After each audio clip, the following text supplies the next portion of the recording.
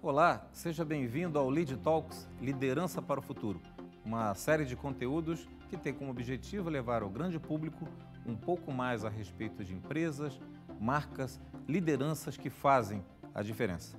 Nosso tema de hoje não poderia ser mais relevante para as organizações, para as instituições, para o poder público, para a administração da sociedade. Vamos falar de inovação e temos o prazer de receber uma das lideranças mais importantes, mais protagonistas nesse tema no estado de Santa Catarina e no país.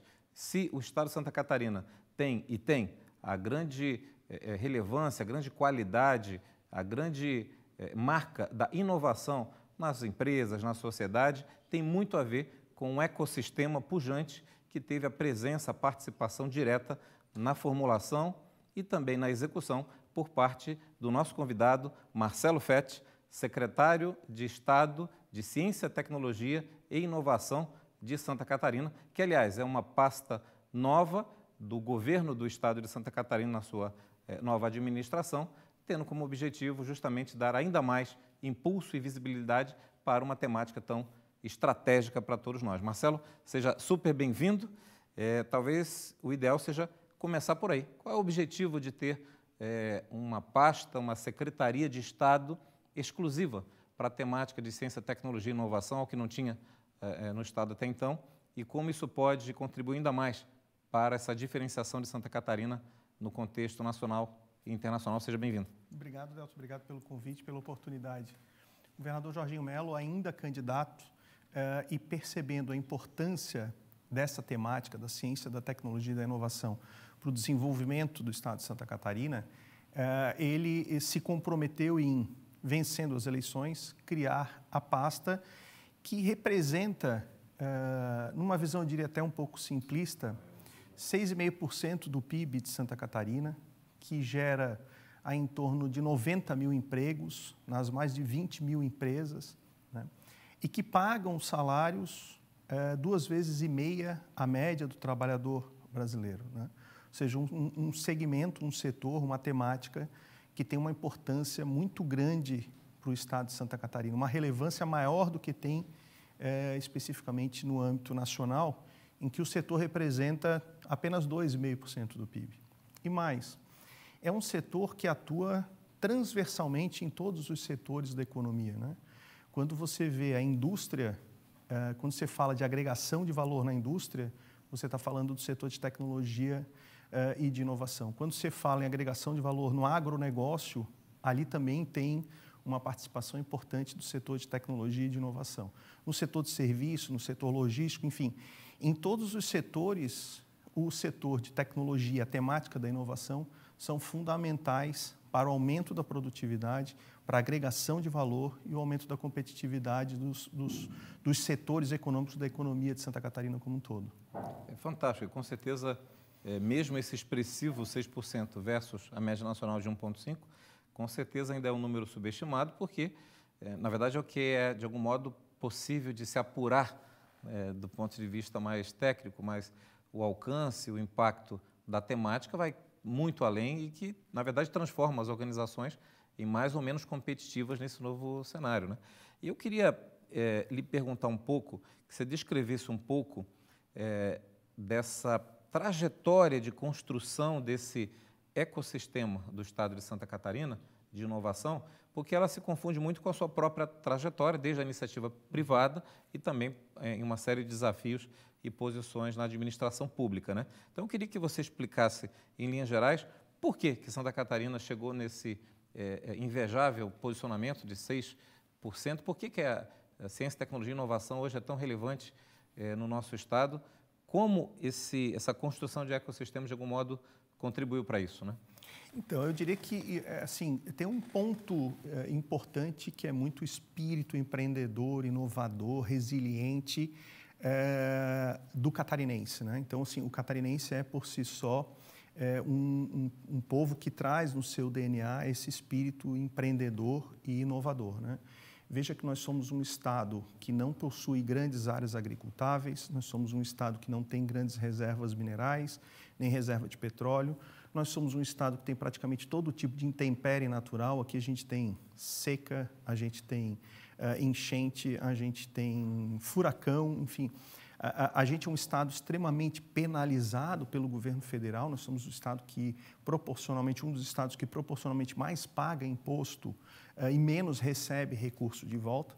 O que, de um modo geral, faz com que as pessoas que forjaram o estado de Santa Catarina obrigatoriamente precisaram ser empreendedores e principalmente inovadores para vencer todos esses desafios. Mas o ecossistema de inovação de Santa Catarina, talvez ele comece a se potencializar na medida em que importantes instituições de ensino, como a Universidade Federal e todas as fundações que fazem parte, por exemplo, do sistema CAF, que, diga-se de passagem, é um sistema único, né? Esse conjunto de universidades comunitárias que faz o sistema CAF, eu não sei se existem em outro estado, quando esses setores começam a conviver com a base econômica empreendedora existente em Santa Catarina.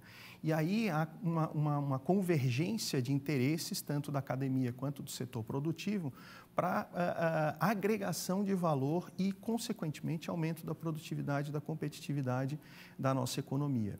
E aí, quando você pega um estado que, de um modo geral, não atrapalha e faz de tudo para minimamente ajudar, você começa a ter um ambiente muito favorável, não só para os negócios, mas principalmente para florescer essa inovação numa base que já é muito propícia para isso, que é essa base que fez de Santa Catarina um estado mais desenvolvido. Ao longo dos anos, essa simbiose entre setor público, iniciativa privada e a academia, ela vem se intensificando e fazendo com que isso, de fato, seja uma prioridade, não só para o governo, mas para a sociedade como um todo, né? E aí você começa a ter o desenvolvimento de um ecossistema com a pujança de Santa Catarina, talvez diferente de tudo aquilo que você encontre no Brasil e que faz com que você tenha um percentual da economia representado por esse setor, esse segmento, maior do que você tem em outros estados brasileiros. Então, eu diria que o ecossistema de Santa Catarina, da forma com que a gente vê hoje, com a pujança que a gente vê hoje, ele vem muito, principalmente, desse espírito empreendedor e inovador do catarinense, das culturas que forjaram o catarinense, da escassez que a gente tem, seja de recursos naturais, seja de contrapartidas do governo, e da convergência da sociedade em torno de um tema que, consciente ou inconscientemente, é fundamental para que o Estado tenha, ao longo dos últimos 50 anos, e, se possível, nos próximos 50, uma perspectiva de desenvolvimento econômico muito importante.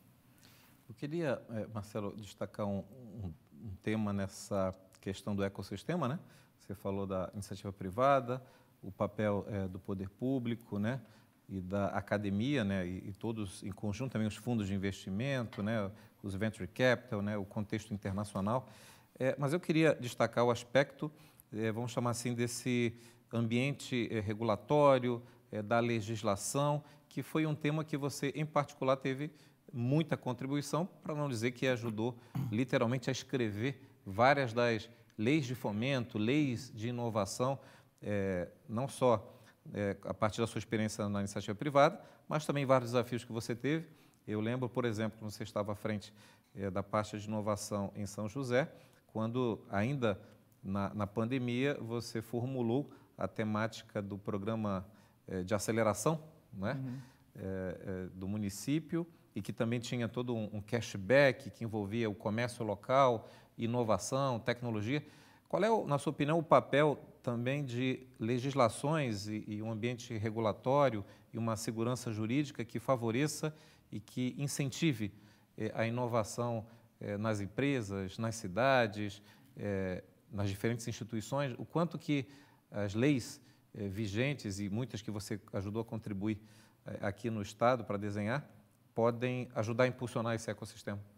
Então, Delton, assim, veja, quando existe uma fórmula que a gente chama de fórmula mágica, né, e que os estudiosos, as pessoas que vivem políticas públicas voltadas à inovação convergem em relação a ser aquela fórmula ideal para você desenvolver um Estado economicamente intensivo em conhecimento e inovação, que passa necessariamente por infraestrutura, que quando a gente fala de infraestrutura, a gente não fala só de rodovias, a gente fala também de conectividade, principalmente, que passa por capital humano, né, que talvez seja o grande gargalo ao desenvolvimento econômico do Estado, sobretudo do setor de tecnologia e de inovação, que passa por financiamento, né, você precisa ter recursos disponíveis para que as empresas possam investir em inovação, e você precisa de um ambiente regulatório, né? O Estado precisa ter regras claras que impulsionem e que deem condição para que as empresas possam investir nos outros 3 pilares dessa dita fórmula mágica, né? Pensando nisso, a gente começou lá atrás, até antes mesmo de eu ter a oportunidade de ser secretário em São José, quando eu fui secretário em Palhoça, a gente começou a estudar o que existia de ambiente regulatório e chegamos à conclusão que existia um distanciamento muito grande entre aquilo que o mercado de fato precisa e aquilo que as legislações, de um modo geral, ofereciam para o empreendedor. Havia um descolamento, né, entre essas duas figuras, o público e o privado. E havia a necessidade de você trazer esse marco regulatório para a realidade dos empreendedores, sob pena de você ter um conjunto de legislações absolutamente maravilhosas quando você as lê, mas muito distante da realidade, daquilo que onde de fato dói o calo do empreendedor, né? Então, o nosso trabalho sempre foi muito pautado em co-criar esse marco legal, aproximando a academia, o governo, mas principalmente o setor produtivo, para trazer para o âmbito das políticas públicas aqueles pontos que de fato apertam o calo para o empreendedor. Porque, no final das contas, quem gera riqueza, quem gera impostos, quem gera emprego, quem gera oportunidade é o setor privado. E o governo, mais do que não atrapalhar, ele precisa de fato criar condição para que o empreendedor possa fazer aquilo que ele sabe de melhor, que é gerar riqueza. E foi muito com essa lógica que a gente procurou, ao longo dos anos, criar essas políticas públicas que possam realmente impactar na melhoria do ambiente de negócio e da geração de oportunidade para os empreendedores. Eu lembro na ocasião que você lançou lá o projeto de aceleração, no programa de aceleração em São José, que serviu inclusive de insight para o LEAD, foi um evento LEAD, né? Que houve o anúncio aí dessa grande ação, e a gente teve como inspiração e começamos a fazer a mesma coisa em todo o estado de Santa Catarina. Fizemos o LEAD É Hora de Acelerar, por inspiração sua, e em Joinville, em Blumenau, em Criciúma, em Tubarão, porque era um momento, inclusive, de retomada, de não ficar batido com a pandemia, então era hora de acelerar e de fazer acontecer, né? Boa lembrança. Marcelo, do ponto de vista agora, dado esse histórico, né, da Secretaria, qual é a grande missão dessa Secretaria que você está criando do zero, ou seja, está formatando, né, uma pasta nova? Quando você fala em poder público, as tradicionais pastas de educação, segurança pública, fazenda, enfim, elas já estão estabelecidas, já tem a sua lógica, o seu racional, né? Ciência, tecnologia e inovação é algo novo, ainda mais num estado pujante, né? É um desafio muito maior. Em linhas gerais, qual é o desenho dessa pasta, que com certeza a ideia é que ela tenha vindo para ficar, para que seja uma política de Estado e não apenas de uma administração, né? Tem um olhar de longo prazo. Quais são as linhas gerais do que tu imagina da contribuição dessa pasta para a sociedade e, nesse olhar de visão, o que já foi possível caminhar? Perfeito, Delton. Veja, quando a gente fala em nova economia, quando a gente fala em neoindustrialização, quando a gente fala sobre todos esses conceitos pós-pandemia de desenvolvimento econômico, né, sempre a inovação é o pilar fundamental, né? O governador Jorginho Mello, ele tem uma visão de que, se a gente quer criar um novo ciclo de desenvolvimento para o estado de Santa Catarina, é fundamental nós colocarmos o setor produtivo no centro dessa estratégia e, a partir dessa visão, criar políticas públicas que possam garantir esse novo ciclo de desenvolvimento. Então, assim, é um desafio muito grande, né? E a gente vem aí numa cruzada nos últimos 1 ano e meio de aproximar o setor de tecnologia e inovação do setor tradicional, porque o governador entende que essa aproximação é que faz com que você tenha um terreno muito fértil para um novo ciclo de geração de riqueza para o Estado de Santa Catarina. Eu tenho absoluta convicção de que a agenda do Estado de Santa Catarina precisa ser a agenda da agregação de valor para o setor econômico como um todo. Nenhum outro Estado tem essa capacidade, tantos elementos, para você colocar isso no centro da estratégia e colocar isso como a grande agenda, né? A agenda da agregação de valor, a agenda do capital humano, a agenda da inovação. E, para isso, você precisa pensar de maneira sistêmica, com ações estruturadas e articuladas, em áreas como formação do capital humano, em áreas como financiamento, a revisão dos incentivos econômicos, a questão de infraestrutura de conectividade, enfim, aqueles pontos que são fundamentais. Nós avançamos bastante nesse 1 ano e meio e é importante que todos que estejam nos assistindo saibam que montar uma secretaria do zero é praticamente como montar uma startup. Até um CNPJ você tem que abrir, sem o qual você não consegue fazer absolutamente nada, por mais que o gestor público deseje muito viabilizar aquela missão, né? Então, o governador lançou o Pronamp Inovação, nós lançamos no final do ano passado a revisão de alguns dos incentivos econômicos do Estado.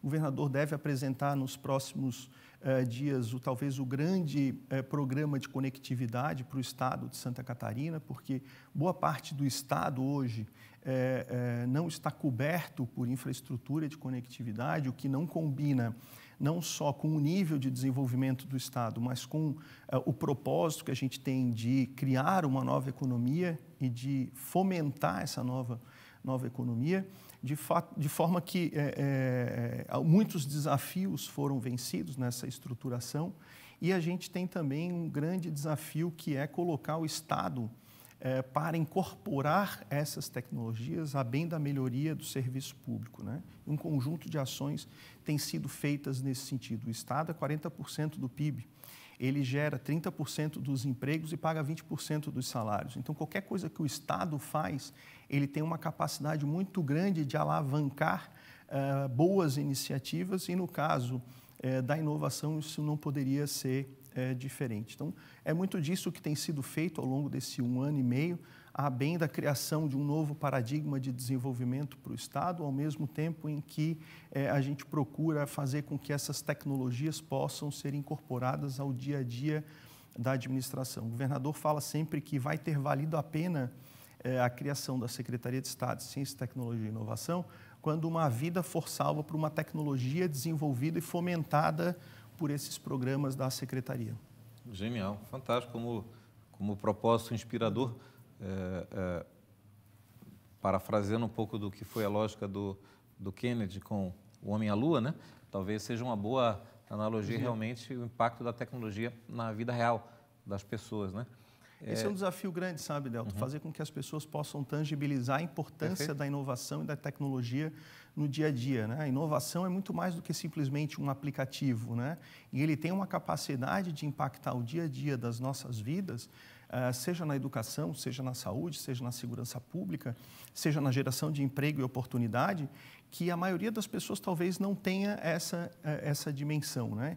E aí a gente cai naquela que tu fez no início do nosso bate-papo aqui, da nossa entrevista, que assim, quando a gente fala de segurança pública, a gente tem uma área, né, estabelecida. Quando a gente fala de fazenda, a gente tem uma área estabelecida. Quando a gente fala de educação, a gente tem uma área estabelecida. Mas quando a gente fala de inovação, de ciência e tecnologia, aquilo parece que a gente está falando de uma coisa absolutamente empírica, né? Quando, na verdade, é talvez o grande vetor para garantir com que todas as outras áreas possam ter um trabalho de acordo com a expectativa da sociedade. Perfeito, eu tenho essa mesma visão.